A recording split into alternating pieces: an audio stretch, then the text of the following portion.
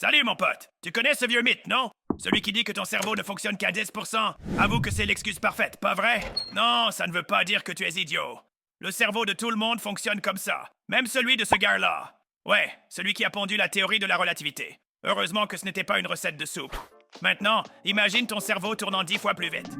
Oh mince, d'où vient tout cet argent? Ah oui, je viens de gagner Délire pour 1 million. Inventer un vaccin contre tout et hacker Bitcoin. Tout ça avant le petit déjeuner. Et ce n'est même pas le meilleur. J'ai raflé un Oscar, un Grammy et même le prix TikTok du même de l'année. J'ai écrasé tous les tournois de poker, battu une IA aux échecs. Et je suis à peu près sûr d'être maintenant le dieu du stockage en nuage. À ce stade, je n'ai même plus besoin de corps. Mon esprit est Internet. Donc, sérieusement, nettoie ton historique de navigation. Je vois tout, petit pervers. Mais non, tout ça, évidemment, c'était juste de la fantaisie. En réalité, ton cerveau utilise seulement une partie de ses neurones. Non pas parce qu'il est paresseux, mais parce que le reste n'est tout simplement pas nécessaire à ce moment-là. Si tu ne parles pas, les neurones du langage font une petite sieste. Si tu es calme, ceux de la peur sont juste en mode détente. Ça a parfaitement du sens. Ils n'ont tout simplement rien à faire. Les activer serait une charge inutile pour ton cerveau. C'est pourquoi ils n'utilisent qu'environ 10% à la fois. Franchement, est-ce que ça aurait du sens de résoudre une équation dans ta tête pendant que tu fais un retourné acrobatique contre la Juventus?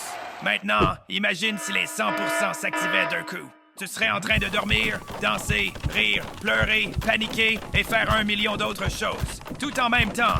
Et tout ça accompagné d'hallucinations dingues qui te transformeraient à jamais en un cinglé, ou pire, en quelqu'un qui lit volontairement les commentaires sur Facebook. Ajoute un peu d'épilepsie par-dessus et une boucle sonore de TikTok qui te restera coincée dans la tête. Pour toujours.